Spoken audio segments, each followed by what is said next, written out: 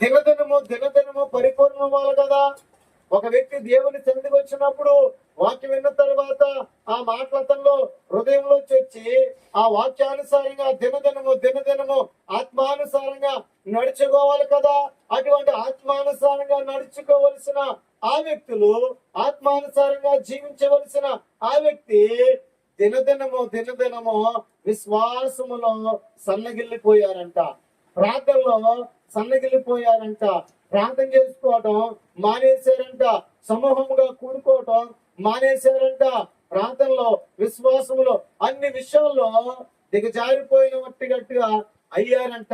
గల కారణం ఏంటయ్యా అంటే బైబిల్ గ్రంథంలో మాట ఉంది, క్రీడా నీ ఆత్మ వర్ధిల్లుచున్న ప్రకారము నువ్వు అన్ని విషయాల్లో సౌఖ్యంగా ఉంటావు అని.